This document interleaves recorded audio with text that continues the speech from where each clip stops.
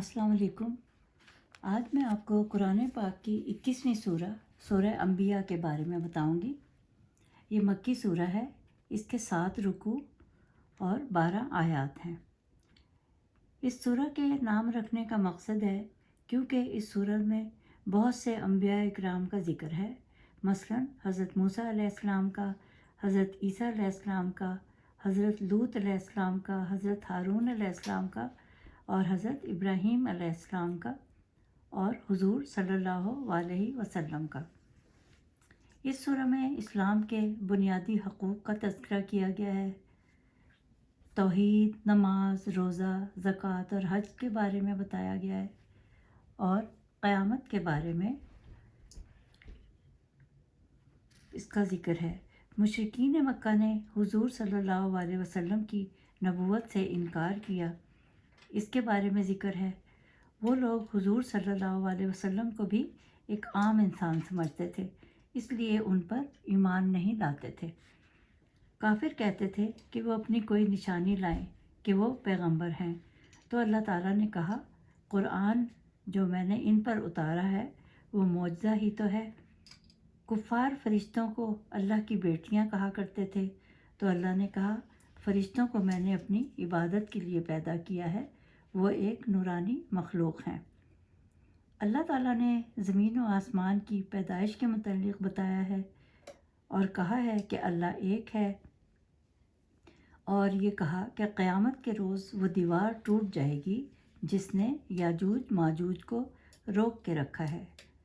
क़यामत की हौलनाकियाँ बयान की हैं और इसका निशाना कुफ़ार होंगे और नेक लोग जन्नत में जाएंगे। और इस सूरह में कहा है कि हुज़ूर सल्लल्लाहु अलैहि वसल्लम को मैंने आखिरी नबी बनाकर भेजा है, तो इसकी इताअत करो। इसमें इन लोगों का ज़िक्र किया गया है जो मरने के बाद ज़िंदा होने को नहीं मानते थे, यानी कुरैश के कुफ़ार की तरफ इशारा है। और क़यामत के दिन हर चीज़ का हिसाब होगा। जिसने हमें पैदा किया है वो हमारे हर अमल से वाकिफ़ है, जो भी हम काम करते हैं, अच्छा और बुरा। और क़यामत जिसको हम दूर समझते हैं वो हमारे बहुत करीब है और हम गफलत में पड़े हैं। नमाज के कबूल होने के लिए तहारत बुनियादी शर्त है। अगर तहारत दुरुस्त ना हो तो इबादत कबूल ना होगी। अगर किसी बात की मालूमात ना हो तो कहा गया है कि ज़रूर शरई मालूमात हासिल करें। रोज़ा रखने के, ज़कात अदा करने के, हज करने के और मैयत को कफन दफन के बारे में बयान किया गया है कि इसके बारे में ज़रूर मालूमात हासिल करें। और सुन्नतों का इल्म सीखना सुन्नत है, यानी हर चीज़ का इल्म सीखना फ़र्ज़ है। जाहिलों को वो ज़रूर सिखाएं। और कहा कि इल्म सीखना हर मुसलमान का फ़र्ज़ है। कोई नमाज पढ़ना नहीं जानता, कोई वज़ू करना नहीं जानता, और वालिदैन पर औलाद की दीनी तालीमात फ़र्ज़ हैं। इल्म दीन सीखना और सिखाना फ़र्ज़ है। और मुसलमानों को कहा कि कुरान हिदायत का ज़रिया है, इसे पढ़ो और इससे मालूमात हासिल करो। और कहा कि इल्म एक ख़जाना है और सीखने और सिखाने वाला जन्नत में जाएंगे। और कुरान पर अमल करने वाले और कुरान को सिखाने वाले को तो बहुत ज़्यादा सवाब है। कुरानी तालीमात पर अमल पैरा होने का हुक्म है। कुरान पढ़ें। कितनी बस्तियाँ अल्लाह ताला ने तबाह कर दी जो कि काफिर थे, और फिर हमने दूसरी कौम पैदा कर दी। कुरैश के रहने वाले बहुत जालिम थे, उनका ज़िक्र किया गया है और अल्लाह ने उनको बर्बाद कर दिया और अल्लाह ताला ने उनको जलाकर टुकड़े टुकड़े कर दिया। ज़मीन और आसमान अल्लाह ने पैदा किए हैं और जो कुछ इसके दरमियान में है वो भी सब अल्लाह ने पैदा किया है। इस सूरह में कुफ़ार कहते थे कि ईसा अलैहिस्सलाम अल्लाह के बेटे और मरियम उनकी बीवी हैं, तो अल्लाह अगर चाहता तो क्या नहीं कर सकता था। मगर अल्लाह बीवी और औलाद से पाक है। अल्लाह हक़ को बातिल पर गालिब करता है। रात और दिन अल्लाह की पाकी बयान करते हैं। फरिश्ते रात दिन अल्लाह की तस्बीह बयान करते हैं। بندے کو چاہیے ہر چیز اللہ سے طلب کرے۔ اگر اللہ کے سوا کوئی معبود ہوتے تو زمین و آسمان تباہ ہو جاتے اور اللہ تعالیٰ پر کوئی اعتراض نہیں کر سکتا۔ قیامت کے دن اللہ سے ان کے کاموں کے بارے میں پوچھے گا کہ وہ دنیا میں کیا کرتے رہے ہیں۔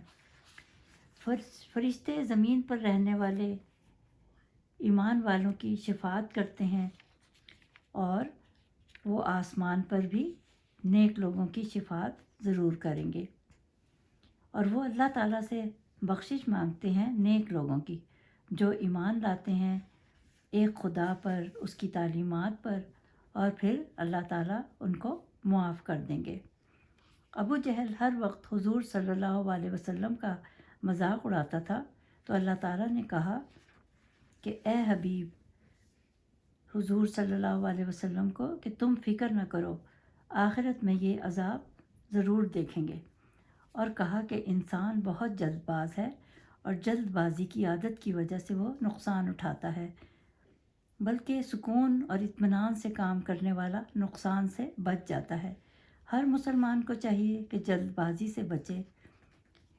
ان کچھ کاموں کو جلدی کرنے کا بھی حکم ہے، یعنی میت کو دفن کرنے کی جلدی کریں، جوان لڑکی کی شادی جلدی کریں، دیر نہ کریں، نماز وقت پر ادا کرنے کی جلدی ہے، اور قرض اتارنے کے بارے میں کہا گیا ہے کہ جلد اتاریں۔ کفار کہتے تھے عذاب عذاب کرتے ہو تو عذاب لا کر دکھاؤ، تو پھر اللہ تعالیٰ نے ان کو اپنے عذاب میں گھیر لیا۔ جیسا کہ تورات حضرت موسیٰ پر نازل کی اور ہارون علیہ السلام کو ان کے توسط سے دی گئی ہے۔ جو بن دیکھے اللہ سے ڈرتے ہیں ان کے بارے میں بیان ہے، ان کو کہا جائے گا سلامتی کے ساتھ جنت میں داخل ہو جاؤ، اور بخشش اور بڑا ثواب ہے، اور اللہ تعالیٰ ہمیں بھی اپنے پرہیزگار بندوں میں شامل فرمائے۔ جیسے کہ کفار نے حضرت ابراہیم علیہ السلام کو جلانے کی کوشش کی تو حضرت ابراہیم علیہ السلام یہ دعا پڑھتے رہے، حسبی اللہ و نعم الوکیل۔ یہ مصیبت کے وقت پڑھنے کی دعا ہے۔ اللہ کہتا ہے کہ اے آگ ٹھنڈی ہو جا، تو آگ حضرت ابراہیم علیہ السلام پر ٹھنڈی ہو گئی، اور اللہ تعالیٰ نے ان کی قوم پر مچھر بھیج دیے، اور ایک مچھر فرعون کی ناک میں گھس گیا اور وہ مر گیا۔ یہ نمرود کے بارے میں اللہ تعالیٰ کا فرمان ہے۔ اور دوسرا یہ کہ مصیبت پر صبر کرنے کا حکم ہے۔ حضرت یونس علیہ السلام کا ذکر ہے، جن کے بارے میں آپ کو پہلے بتا چکی ہوں، اور قوم لوط کا بھی ذکر ہے، یہ بھی میں نے آپ کو پہلے سارا قصہ سنا دیا ہے۔ اور کہا گیا ہے کہ ایمان والے جہنم کے اوپر سے آرام سے گزر جائیں گے اور فرشتے ان کا استقبال کریں گے۔